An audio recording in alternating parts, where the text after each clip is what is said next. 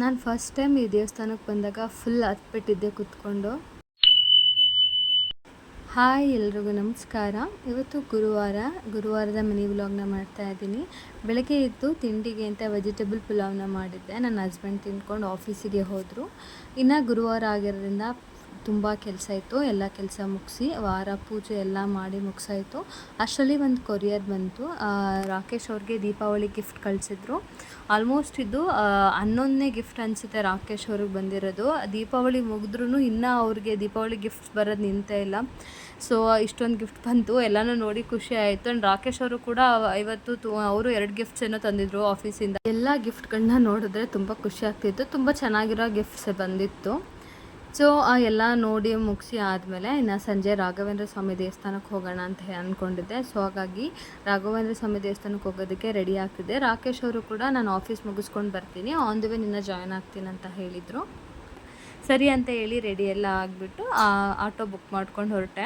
Actually ನಮ್ಮ ಮನೆಯಿಂದ Raghavendra Swami temple almost half an hour ಮೇಲೆ ಆಗುತ್ತೆ. ಬಟ್ ಇವತ್ತು ತುಂಬ ಟ್ರಾಫಿಕ್ ಇತ್ತು. ನಾನು ಮುಂಬೈಗೆ ಬಂದು ಇಷ್ಟು ದಿನ ಆಯಿತು, ನಾನು ಇಷ್ಟೊಂದು ಟ್ರಾಫಿಕ್ ನೋಡೇ ಇಲ್ಲ. ನಾನು ರಾಕೇಶ್ ಅವ್ರ ಅದನ್ನೇ ಶೇರ್ ಮಾಡ್ಕೋತಾ ಇದ್ದೆ. ತುಂಬ ಟ್ರಾಫಿಕ್ ಇತ್ತು.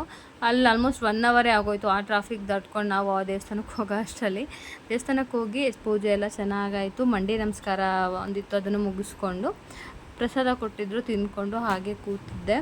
ಈ ದೇವಸ್ಥಾನನ ನಾನು ಸ್ಟಾರ್ಟಿಂಗ್ ಮುಂಬೈಗೆ ಬಂದಾಗ ಆನ್ಲೈನೆಲ್ಲ ಸರ್ಚ್ ಮಾಡಿ ಇದೊಂದು ದೇವಸ್ಥಾನ ತೋರಿಸಿತ್ತು. ಇದನ್ನು ಲೊಕೇಶನ್ ಎಲ್ಲ ಹುಡುಕೊಂಡು ಬಂದಿದ್ದೆ ಇಲ್ಲಿಗೆ. ಆ್ಯಕ್ಚುಲಿ ನಾನು ಫಸ್ಟ್ ಟೈಮ್ ಈ ದೇವಸ್ಥಾನಕ್ಕೆ ಬಂದಾಗ ನಂಗೆ ಫುಲ್ ಅಳುನೇ ಬಂದುಬಿಟ್ಟಿತ್ತು.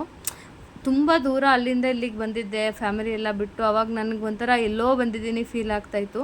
ಅವಾಗ ನನ್ನ ಹಸ್ಬೆಂಡ್ ಇದನ್ನು ಆನ್ಲೈನೆಲ್ಲ ಸರ್ಚ್ ಮಾಡಿ ಇಲ್ಲಿ ಕರ್ಕೊಂಡು ಬಂದಿದ್ದರು. ನನ್ನನ್ನು ಲೊಕೇಶನ್ ಹಾಕ್ಕೊಂಡು ಬಂದಿದ್ವಿ ಇಬ್ಬರೂ. ಅವತ್ತು ನಿಜವಾಗ್ಲೂ ನಂಗೆ ಅಳೋನೇ ಬಂದಿತ್ತು ದೇವಸ್ಥಾನದೊಳಗಡೆ, ಅದೆಲ್ಲ ನೆನಪಾಗ್ತಾಯಿತ್ತು. ಸೊ ಮತ್ತೆ ಅಲ್ಲಿಂದ ರಿಟರ್ನ್ ಸ್ಟ್ರೈಟವೇ ಅತ್ತೆ ಮನೆಗೆ ಬಂದು ಎಲ್ಲರೂ ಮಾತಾಡಿಸ್ಕೊಂಡು ತುಂಬ ಟೈಮ್ ಅಲ್ಲೇ ಕೂತಿದ್ದು. ಅವರು ಕೂಡ ಬೆಳಗ್ಗೆ ರಾಘವೇಂದ್ರ ಸ್ವಾಮಿ ಟೆಂಪಲ್ಗೆ ಬೆಳಗ್ಗೆ ಹೋಗಿದ್ರಂತೆ ಅತ್ತೆ ಎಲ್ಲ, ಅದನ್ನೇ ಹೇಳ್ತಾಯಿದ್ರು. ಎಲ್ಲರೂ ಮಾತಾಡಿಸ್ಕೊಂಡು ರಿಟರ್ನ್ ಮನೆಗೆ ಬಂದು ಮಲ್ಕೊಂಡ್ವಿ. ಇದಾಗಿತ್ತು ಇವತ್ತಿನ ನನ್ನ mini vlog. Thank you so much. Bye.